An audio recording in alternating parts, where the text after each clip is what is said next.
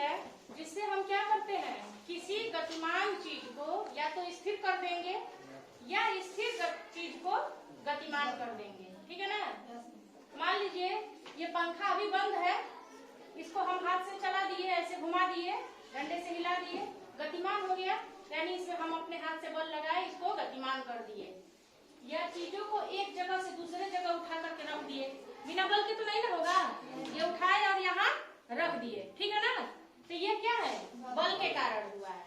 लेकिन सिर्फ क्या गतिमान हो रही है चीजें, और अगर ये हिल रहा है और इसको पकड़ करके हम बिल्कुल रोक दिए, तो यानी कि बल गतिमान भी कर रहा है चीजों को और स्थिर भी कर रहा है, उसे हम क्या कहते हैं, बल। यानी कि बल में क्या है, धक्का है। जैसे किसी को तुम धक्का मारते हो, बल लगता है, या किसी अपने दोस्त को अपनी तरफ खींचते हो तो उसमें भी हमारा बल लगता है। यानी धक्का और खिंचाव दोनों ही क्या है, बल है। ठीक।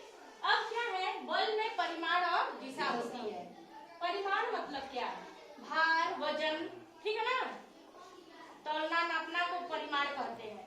अब जैसे ये एक बाल्टी है, अब बाल्टी में क्या है, पानी है, पानी भरा हुआ है। अब क्या हो रहा है मेरा हाथ उठाने में, बल, और इसमें भार है।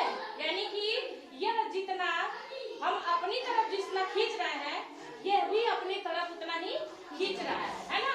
यानी कि बल में परिमाण यानी भार भी है और क्या है, दिशा भी है। जितना ही हम बाल्टी को अपनी तरफ कर रहे हैं, आओ तुम आओ, उठा के देखो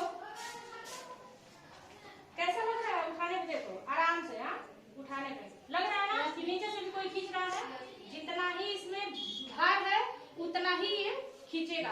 और एक खाली बाल्टी उठाने में नहीं खींचेगा, क्योंकि उसमें उतना भार नहीं है। जितना ही भार रहेगा वो उतना अपनी तरफ खींचेगा और हमारा हाथ उतना अपने तरफ खींचेगा।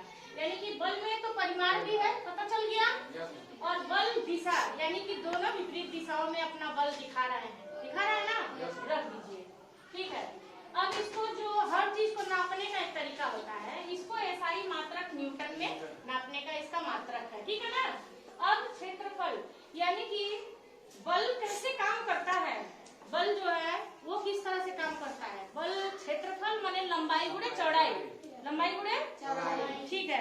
किसी भी चीज का अगर क्षेत्रफल बहुत कम है तो क्या होगा, बल अधिक लगेगा, दाब अधिक होगा। और अगर उसका क्षेत्रफल चौड़ा है तो क्या होगा, बल कम लगेगा। अब अगर एक ये पिन लिए, क्या है, पिन है। अब इस पिन के सहायता से हमको ये कई पन्नों को छेदना है। ठीक है ना। ये पन्ना है ना हमारा कॉपी का। हाँ। अब इसको हम क्या करेंगे, कुल 5-6 पन्ने 8 पन्ने लिए और इसको यहाँ पे छेद दिए। छेदा गया, ठीक ना, सबको दिख रहा है। ये छेद गया। एक मेरे पास और भी कील है जो मोटा है, यानी कि जो इसका क्षेत्रफल है वो बड़ा है ना। हाँ। अब इससे हम छेदने की कोशिश कर रहे हैं, छेद रहा है नहीं। यानी कि अगर क्षेत्रफल किसी भी चीज का बहुत कम है, इसका तो बहुत नुकीला है, कम है, तो यानी कि लगने वाला बल क्या होगा, अधिक होगा। अधिक लग रहा है ना, तभी ना हम भी तो इसमें भी उतना ही बल लगाए, लेकिन ये तो नहीं छेदा, नहीं ना छेदा, दबा रहा है, पूरी कोशिश कर रहा है। आओ तुम कोशिश करके देख लो, आओ आ जाओ तुम आओ। और इसको हम छेद रहे हैं, तुरंत छेद जा रहा है। इसका क्या अर्थ निकलता है, आओ इसको छेदो, छेद गया तुरंत। लगने वाला बल, क्षेत्रफल अगर कम है तो लगने वाला बल अधिक लगेगा, लगे ना।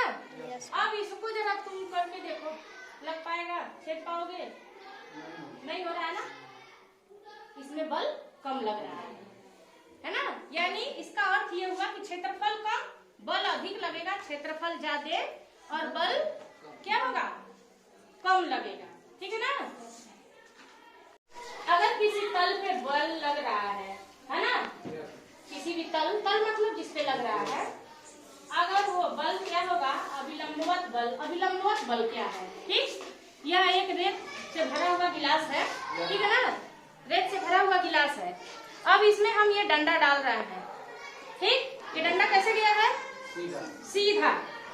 ऐसा बल जो सीधा बिल्कुल 90 डिग्री पे पहुंचे, इसे हम अभिलंबवत बल कहते हैं। क्या कहते हैं? अभिलंबवत बल या प्रणोद बल कहते हैं। ठीक है ना, समझ में आया बात? बल लगने से क्या हो जाता है? दाब उत्पन्न होता है। जब हम यहाँ इसमें बल लगा रहे हैं तो अगल बगल का जो रेत है वो हट जाएगा इसके दाब से, ठीक ना। तो जब भी बल लगाएंगे इसमें क्या होगा? दाब उत्पन्न होगा। ठीक है, अब देखिए कि जब बल लगता है तो दाब तो उत्पन्न हो जाता है, ये आपको पता चल गया।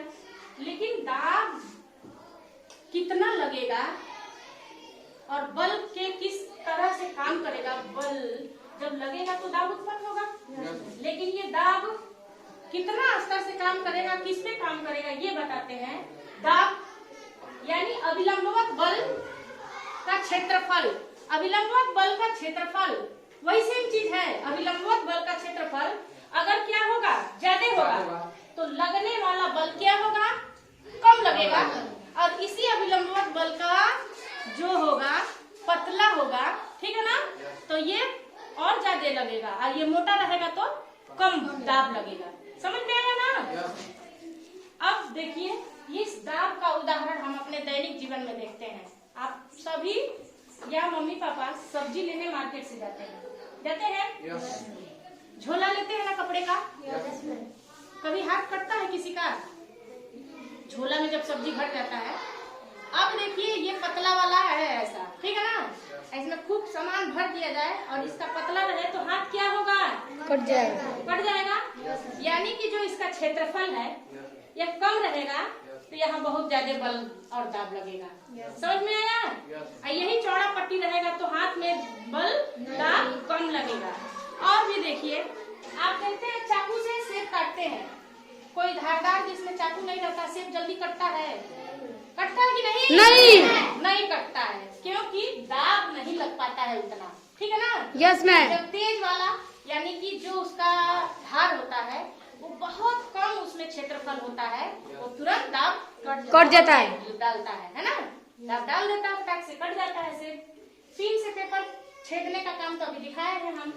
और बताइए एक चीज और बता रहे हैं, झोले वाला भी बता दिए आपको कि झोला का जब पट्टी चौड़ा रहेगा दाब कम लगेगा, क्षेत्रफल ज्यादा है। जैसे ही पतली पट्टी है क्षेत्रफल कम हुआ, दाब अधिक पड़ेगा। और देखिए रोड पे आप ट्रक चलते हुए देखते होंगे। Yes ma'am. सभी लोग देखे हैं?